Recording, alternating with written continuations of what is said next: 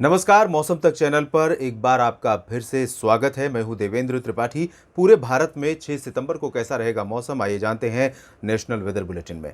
Monsoon की अक्षीय रेखा का पूर्वी सिरा पहले ही दक्षिणवर्ती होने लगा था और अब पश्चिमी सिरा उत्तरवर्ती होने की बजाय दक्षिणवर्ती ही बना हुआ है। राजस्थान के अनूपगढ़ से हरियाणा के हिसार और उत्तर प्रदेश में हरदोई तथा मध्य प्रदेश में सीधी से होते हुए छत्तीसगढ़ और उसके बाद ओडिशा में कलिंगापट्टनम से होकर बंगाल की खाड़ी में पहुंच रही है मानसून की अक्षीय रेखा। और इसका जो पश्चिमी सिरा है वो धीरे धीरे और नीचे आएगा जब यहाँ से सिस्टम लो प्रेशर सिस्टम बनने के बाद जो सर्कुलेशन है अगले 24 घंटों में बे ऑफ बंगाल में ये सिस्टम डेवलप हो जाएगा लो प्रेशर के रूप में और ये पश्चिमी दिशा में आगे बढ़ेगा। जैसे जैसे सिस्टम आगे बढ़ेगा मानसून की अक्षीय रेखा स्वाभाविक रूप से इसके साथ मैग्नेटिक तरीके से ये कह सकते हैं कि ये ट्रेंड होता है। जब भी कोई स्ट्रांग वेदर सिस्टम आगे बढ़ता है तो मानसून की अक्षीय रेखा उसके आसपास आ जाती है और इसी वजह से मानसून की अक्षीय रेखा और मौसमी सिस्टम के आसपास ही बारिश की गतिविधियां सबसे ज़्यादा देखने को मिलती हैं। फिलहाल ये स्थिति है, अब ये सिस्टम आगे बढ़ेगा पश्चिमी और उत्तर पश्चिमी दिशा में, तमाम राज्यों में बारिश की गतिविधियां बढ़ जाएंगी।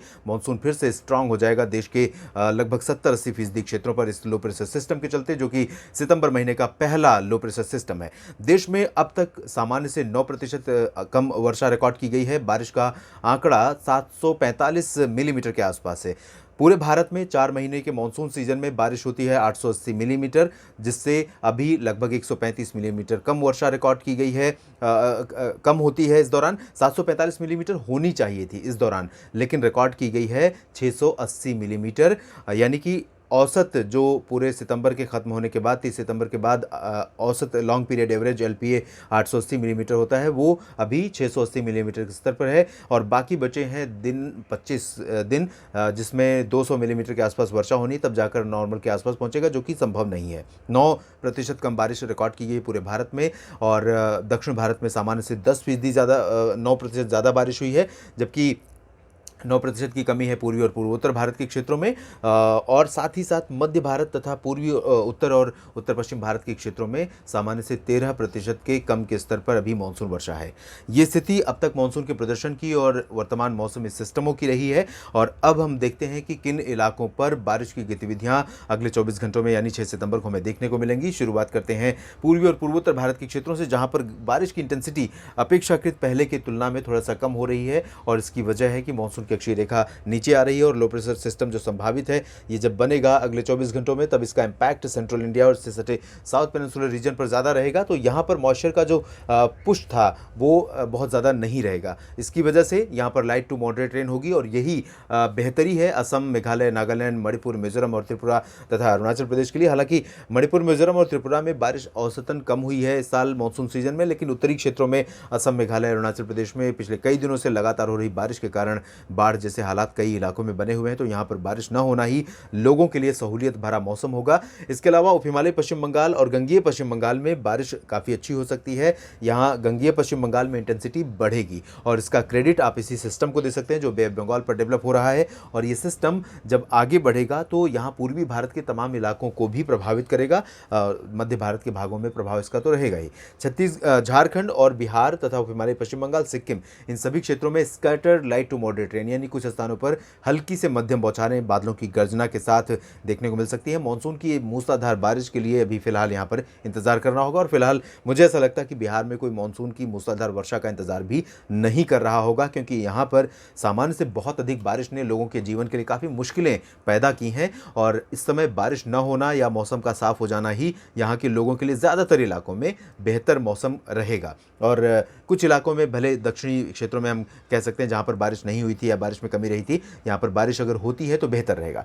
पूर्वी उत्तर प्रदेश के क्षेत्रों में तराई वाले इलाके प्रभावित होंगे और यहाँ अयोध्या से लेकर आप देख सकते हैं अयोध्या, बाराबंकी, अमेठी, रायबरेली और इसके आसपास की जो तराई वाले रीजन है, इन भागों में आज भी यहाँ पर काफ़ी अच्छी बारिश हो सकती है शाम या रात के समय, या इस समय भी बादल गरज रहे होंगे और वर्षा हो रही होगी। गोरखपुर से लेकर देवरिया, बस्ती, आजमगढ़ के उत्तरी इलाकों में और आसपास के तमाम क्षेत्रों में जो कि बिहार से सटे हुए हैं, नेपाल से सटे हुए इन भागों में, और कल भी इसी तरह का मौसम यहाँ पर दिखाई दे सकता है।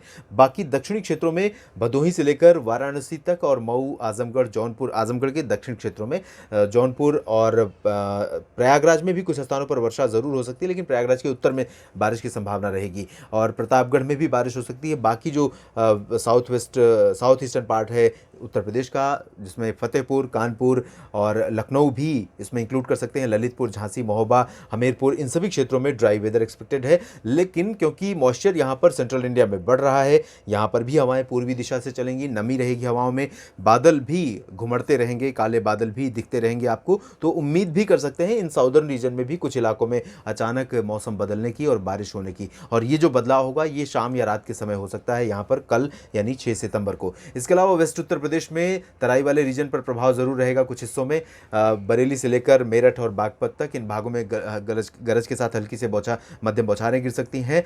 साउदर्न पार्ट्स में यहाँ पर ज़्यादा एक्टिविटी नहीं होगी। अलीगढ़, आगरा, मथुरा से लेकर एटा, इटावा, हाथरस, मैनपुरी और फिरोजाबाद तथा आसपास के जो जितने भी ज़िले हैं इन भागों में मेनली ड्राई वेदर रहेगा।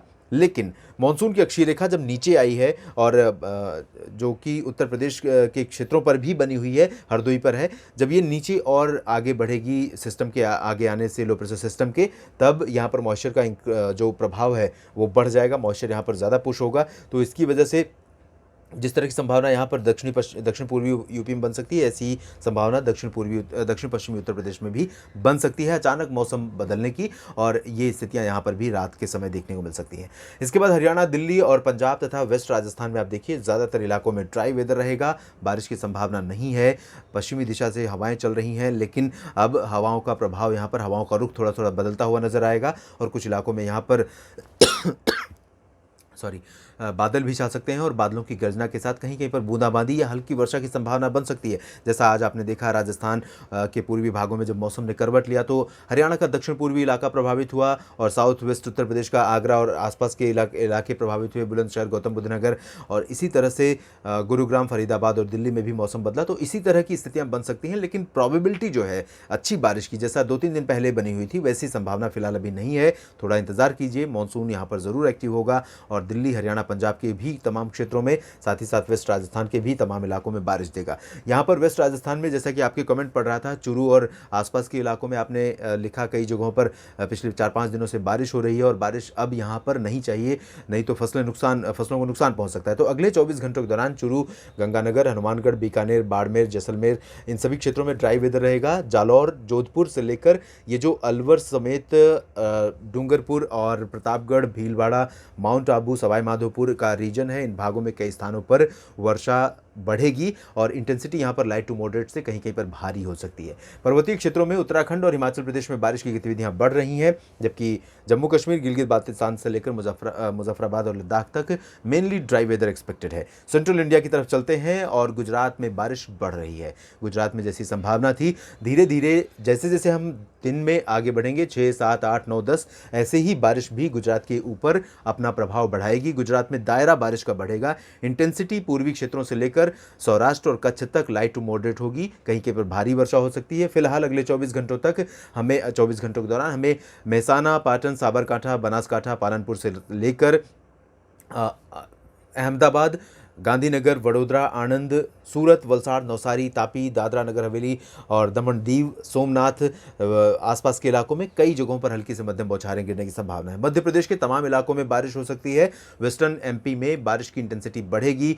उज्जैन, इंदौर, धार, रतलाम, देवास, मंदसौर, खरगोन, इन सभी इलाकों में आपको इंतजार ज़रूर था और बारिश आज भी आपको मिल रही होगी। आज शाम या रात में कुछ इलाकों में बारिश हो सकती है, कल यहाँ पर इंटेंसिटी और बढ़ जाएगी। और मध्य प्रदेश, महाराष्ट्र, ये 2 राज्य इस लो प्रेशर सिस्टम से सबसे ज़्यादा प्रभावित होने वाले राज्य होंगे, जहां पर कई दिनों तक लगातार मानसून की अच्छी इंटेंसिटी में बारिश जारी रहेगी। ईस्टर्न मध्य प्रदेश में उत्तरी इलाकों में ड्राई वेदर एक्सपेक्टेड है इस मॉडल के हिसाब से, लेकिन मेरा अनुमान है कि जिस तरह से साउथ ईस्ट उत्तर प्रदेश में संभावना है मौसम बदलने की, उसी तरह से रीवा और टीकमगढ़ तक, ये जो पूरा रीजन है खजुराहो तक, इन भागों में कुछ स्थानों पर वर्षा हो सकती है। छत्तीसगढ़ और ओडिशा में जाहिर है बारिश बढ़ेगी और अगले 48 घंटों के दौरान इन भागों में अधिकांश इलाके प्रभावित होंगे। बारिश लाइट टू मॉडरेट के साथ कहीं कहीं पर भारी हो सकती है। महाराष्ट्र यहाँ पर आप देख सकते हैं महाराष्ट्र का ये पूरा का पूरा रीजन, ये रहा विदर्भ और ये रहा मराठवाड़ा, ये मध्य महाराष्ट्र का क्षेत्र है, ये कोंकण गोवा, इन सभी जगहों पर बारिश की संभावना है। इंटेंसिटी रत्नागिरी और कह सकते हैं कि दक्षिणी मध्य महाराष्ट्र के इलाकों में कई जगहों पर काफ़ी अच्छी हो सकती है। मराठवाड़ा में भी भारी वर्षा होने की संभावना है। विदर्भ में भी कई जगहों पर मध्यम से भारी बौछारें गिर सकती हैं। मुंबई में लगातार बारिश जारी रहेगी। मुंबई, पुणे, नासिक, इन सभी क्षेत्रों में कई जगहों पर मध्यम से तेज वर्षा होने की संभावना है। गोवा में ज़बरदस्त बारिश के आसार आगामी 24 घंटों के दौरान है और यहाँ पर बारिश की इंटेंसिटी 40, 50, 60, 70 मिलीमीटर तक जा सकती है कई जगहों पर। कर्नाटक के दक्षिणी उत्तरी आंतरिक इलाकों में गुलबर्ग, रायचूर, गडग, इन सभी क्षेत्रों में कई जगहों पर मध्यम से भारी वर्षा होने के आसार हैं। कोस्टल रीजन में भी भारी बारिश होने की संभावना नजर आ रही। केरल में भी कई स्थानों पर इंटेंसिटी बढ़ेगी और इसके लिए भी क्रेडिट आप लो प्रेशर सिस्टम को दे सकते हैं। ये मॉइस्चर को पुल करेगा, खींचेगा और उसके बाद यहाँ पर बारिश की गतिविधियाँ काफ़ी बढ़ जाएंगी। साथ ही साथ दक्षिणी आंतरिक कर्नाटक में भी कई स्थानों पर वर्षा होगी, लेकिन इंटेंसिटी उत्तरी आंतरिक कर्नाटक की तुलना में काफ़ी कम रहेगी। तेलंगाना में मध्यम से भारी बारिश होने की संभावना है। उत्तरी तटीय आंध्र प्रदेश में कई जगहों पर भारी बारिश होगी। रायलसीमा, तमिलनाडु, पुदुचेरी में और लक्षद्वीप में light to moderate rain expected है। अंडमान व निकोबार द्वीप समूह के कई इलाकों में मध्यम से भारी मानसूनी बौछारें लगातार जारी रहेंगी। देश भर के मौसम पूर्वानुमान के इस बुलेटिन में अभी इतना ही। आप लगातार बने रहिएगा मौसम तक चैनल के साथ। मौसम से जुड़ी हर एक जानकारी आप तक मैं पहुंचाता रहूंगा। धन्यवाद।